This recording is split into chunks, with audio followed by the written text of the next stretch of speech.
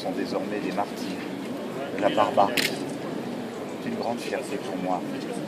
Et je veux dire tout mon témoignage de reconnaissance à ces Niçois, ces Azuréens, et plus largement à tous ces citoyens français qui, tout autour de nos territoires de France, en métropole ou en outre-mer, se mobilisent pour démontrer que nous n'avons pas peur, que nous restons forts face à tous ceux qui voudraient ébranler les fondements même de nos valeurs et de la République française, de la nation et de notre histoire et de notre identité tout simplement. Et je le suis, j'ai un cœur, j'ai une âme, et ces jours où nous avons dû rester tous forts, vigilants à notre poste pour garantir la protection de chacun, dans l'ignorance de la manière dont les événements pouvaient évoluer, et où nous avons montré que la liberté triomphait de la haine et de la barbarie. Donc avoir vu autant de milliers de gens qui se sont mobilisés à Nice ce matin, avant Paris, en tant que maire de cette 5e ville de France, vous comprendrez que dans ma vie publique, c'est un moment exceptionnel qui me démontre, alors qu'on pouvait douter depuis quelques années déjà, quand il y a un vrai besoin d'unité nationale pour que le peuple de France, celui qui se reconnaît dans les fondements de la République, dans notre histoire tout simplement. Ici nous sommes dans la cité de René Cassin, celui qui a écrit les droits de l'homme et du citoyen et qui a été fait prix Nobel de la paix. C'était un Niçois. C'est d'ici que ce texte est parti.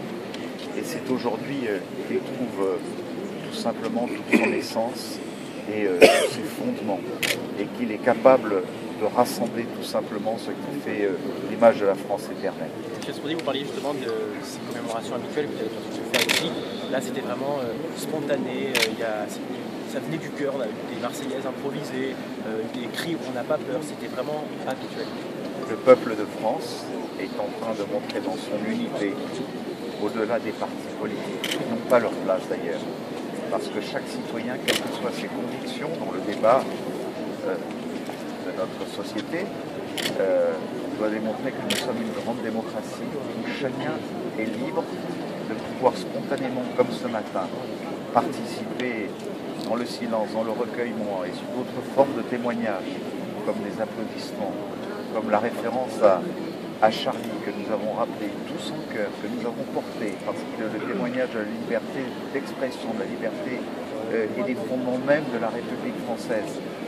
Et je crois que la France avait peut-être besoin de ce grand rendez-vous pour se retrouver, un moment de toute importance.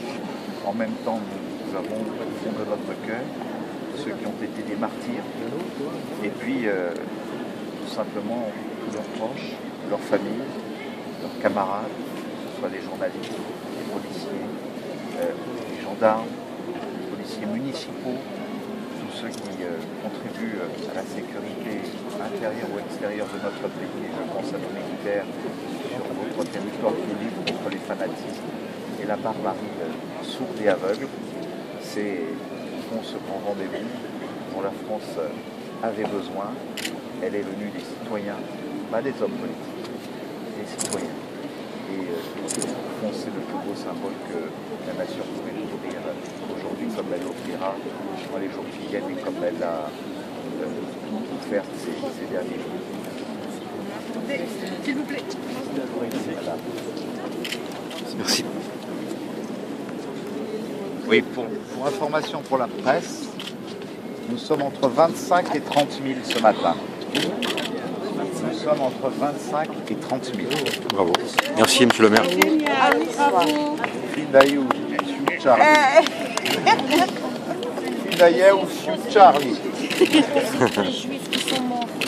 Merci, merci. Je veux témoigner à toute la communauté juive, d'ailleurs, vous le savez, qui est si proche de mon cœur.